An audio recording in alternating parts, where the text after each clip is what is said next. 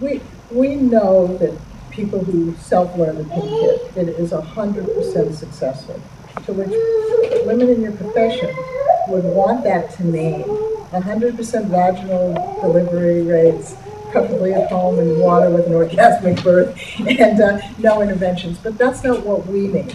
So we will hear stories from somebody where somebody will come back and say, the pink kit was wonderful. When I was having those really intense contractions, that first inhalation of the contraction, I could really feel myself open my pelvis. And the first exhalation, I could really feel myself go around my pelvic clock and then soften. And then I screamed the rest of the contraction. But the beginning of that next contraction, I could feel that first inhalation.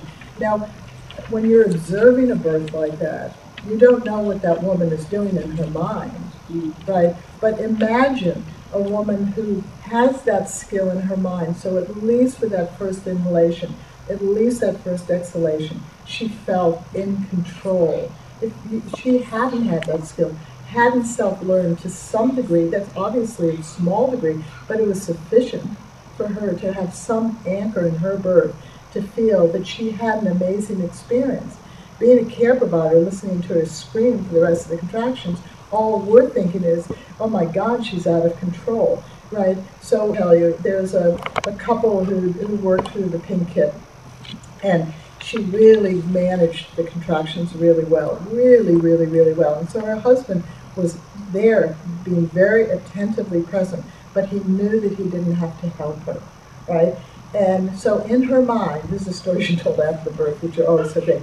She said, at the beginning of every contraction, I set up my breathing, and I just breathed through the 5 phases beautifully. And after 7 hours, I thought to myself, labor's not very painful. It has nothing to do with my breathing. So next contraction, I'm just not going to bother. And she said it was so painful, she just lost it. Now, what her husband saw was this woman who was coping incredibly well from one contraction to the next, absolutely being out of control. Because he was skilled, he didn't know what was going on in her mind. What he knew was his job was to do his best to get her back wherever she had gone. It took them 5 contractions with him modeling the breathing, for hers going around with pelvic clock, staying open, what he said to her, what he did. And he kept doing it until she came back. And what frightened her was that it took her so long to get back. Right? I've taught a lot of women in your profession, so I see you move from your humanity into the mind of the midwife. And to make this change, one of the things that I said to Andrea, well, she said, I'm a midwife. And I said, no, that's your profession. Sorry. You're a human being. You're a woman. You're a mother. You may have an interest in doing this, this, this, and this. This is your profession. You may love it, but it's your profession. So when you're at a birth, because you have assigned yourself to continuity of care, not just seeing the same person throughout, you've assigned yourself staying with a woman for hours and hours and hours. So she thought she had to be a midwife, but she isn't a midwife in that time. She has to do some things for her midwifery obligation, which is to check and to write notes. So when you think of that, how much time in 3 hours does it take you to do that? 20 minutes or so, broken up? But the rest of the time, you're a human being. So what Andrea's learned and what Susie has learned is that when she knows the skills in her body, when she has couples that she knows are using the skills, that in between, she can be a human being where you are working together. When she's talking to you about that last experience, she isn't doing it from being a midwife. This isn't a midwifery skill.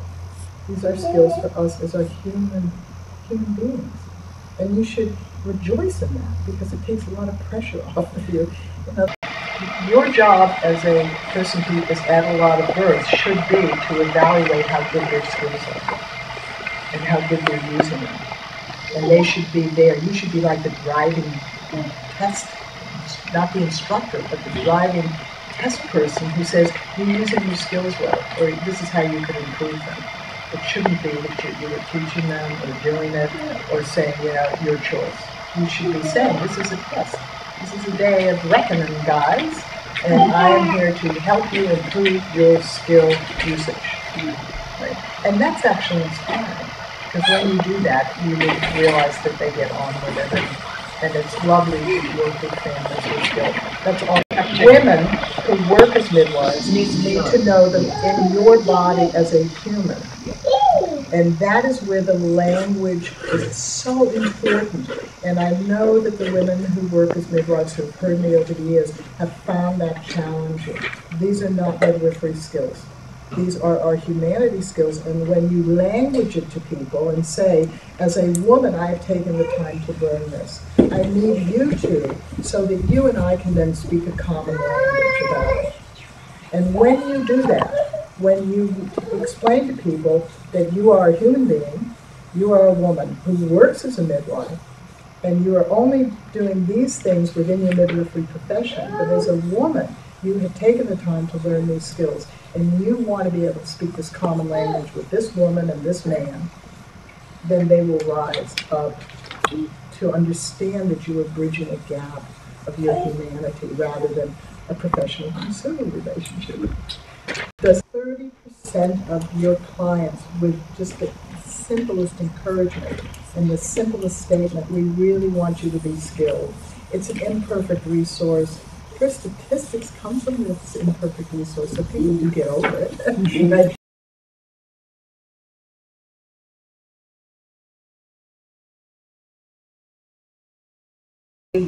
point that Rita Green said about people not thinking that it's not interesting to watch, and that's one thing that comes up quite a lot when I introduce it, and I say to them, it's not a Saturday night at the movie. This is an educational DVD that's going to help you learn a skill.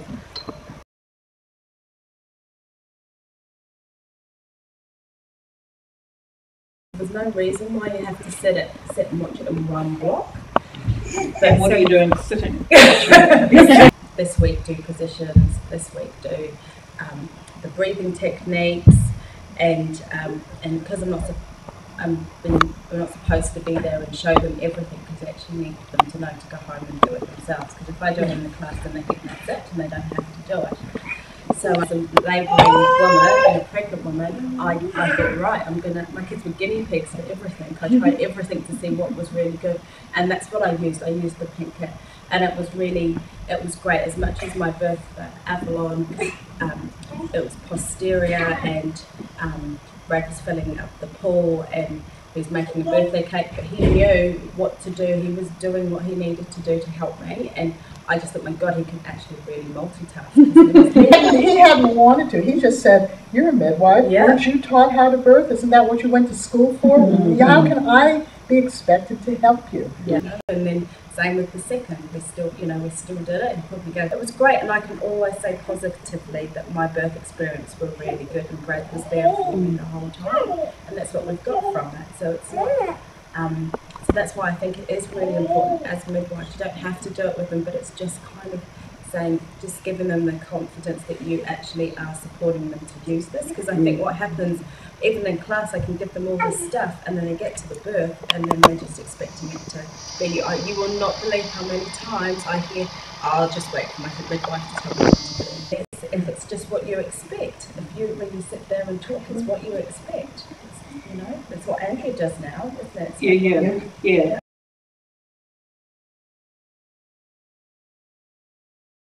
Men are hardwired to know about childbirth. We give birth to men and women. Men come through our bodies. No woman has ever been inside a man's body. Men are hardwired to understand childbirth. They are brilliant coaches.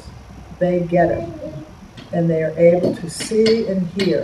So this resource is written for men equally, in their equally important role. We are teaching men to observe and to hear. So most the breath language and touch. This is the one he needs to read. If he doesn't look at anything else, because this one, it's got nice little icons about this is the mum's bit, and then it's got the one that they both need to look at together. Then they'll understand it. So if it's the breathing and that's all they do, you're on the right track. Right.